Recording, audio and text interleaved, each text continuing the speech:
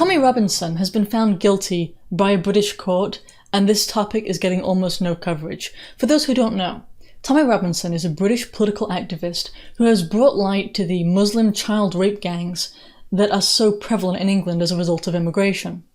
This is the second trial that he's had for exactly the same offence. With the first trial, he was charged and sentenced and imprisoned all in the exact same day. The case was handled so badly in such a corrupt manner that the case was eventually thrown out months later. But before it was thrown out, he spent 2 months in prison, and they had him in a prison specifically with a very high Muslim population. It wasn't an accident that he was in that prison, and it was so bad he lost weight because he was afraid to eat. The Muslims who were inside of the prison, and the kitchen specifically, were threatening to put things inside of his food, and then they threw human excrement through his window, through his cell window. That's the kind of environment that he was held in. He was literally in danger. His life was in danger.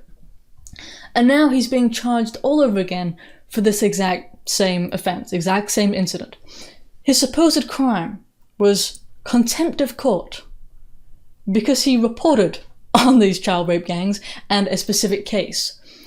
You can watch the video and go back and watch when he was actually arrested. What he was doing was a live stream where he was reading from a newspaper in front of the courthouse, and he was reading off facts that had already been published. They were in the newspaper. And he was reading off these names and what their charges were. Then, one of the accused, well, actually he'd been found guilty at that point, but one of these men walked toward the courthouse, and Tommy intervened and asked him what he thought of his verdict, and that was it. That was the altercation. And he's been found guilty for this, for contempt of court. Bear in mind, at this point, the Muslim child rapists had been found guilty. This was just their sentencing hearing. So there was he wasn't harassing the innocent, Tommy Robinson wasn't, not at all. Nor did he have any ability to influence the jury, for the jury had already decided on their guilt.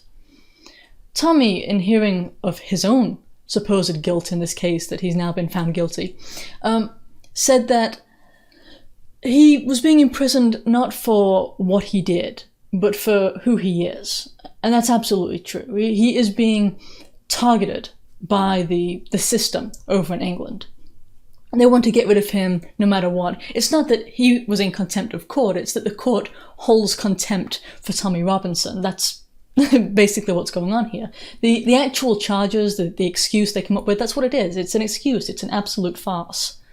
And these cases have been dragged out for a really long time, and I don't think it's accidental. I think that they extended and delayed as much as possible, because as you do that, the crowd sizes at the protests, they get smaller, they shrink, the level of support dies down, people start forgetting, you have a decreased chance of, say, an uprising, that kind of thing. I think it was absolutely planned.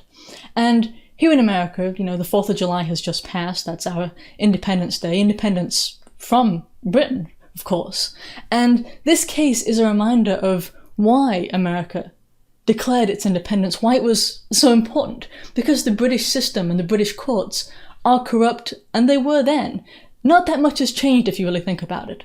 This entire case goes against our Americans' most hallowed principles, the principles that we have in our First Amendment: free speech, free press, free assembly, all of them, all at once. Americans consider these to be the most important of our rights and principles.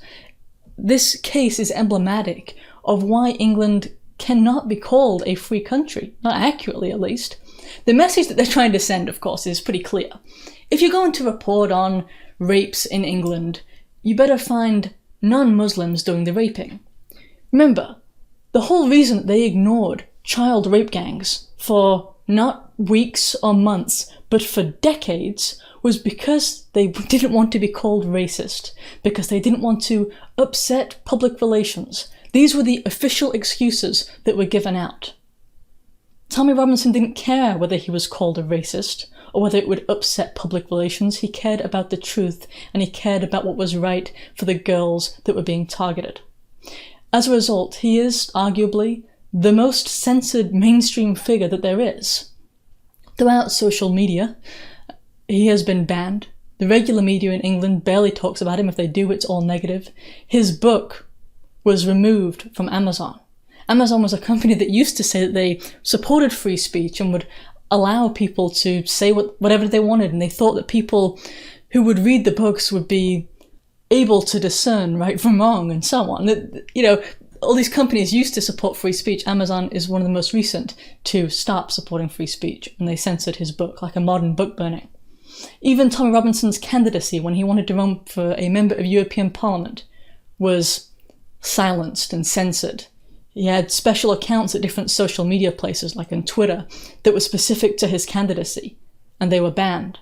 Facebook considers him to be a hate figure, meaning that if you upload a picture of yourself, next to Tommy Robinson, then you could just be banned or silenced even for that. The only speech that is allowed about him is speech that is negative. It's the world that we live in now. His sentencing to find out if he'll go to prison, and if so, for how long, is, I believe, on Thursday, the 11th of July. This is such a tragic case because, as far as I'm concerned, he did everything right, and he has put everything on the line. Literally, himself, he is risking, and has risked, to bring light to these things that the system wants to ignore. And he's been silenced every step of the way. And it's evil, actually. It really is evil. If you think of these girls who have been targeted and who have been ignored and essentially re-victimized by the British press and those who ignore their plight, it is evil. Support Tommy Robinson however you can. Stop! Don't leave yet. Since you made it to the end, you probably enjoyed that video. In that case, here are some other videos that you might enjoy. The updates link at the top will provide you with better ways to be more reliably notified of new videos, and it also has social media information, that kind of thing. That's because you know how this site is. Well, the link at the bottom, the store link, that's in case you're looking for merchandise or our healthier products. Thanks.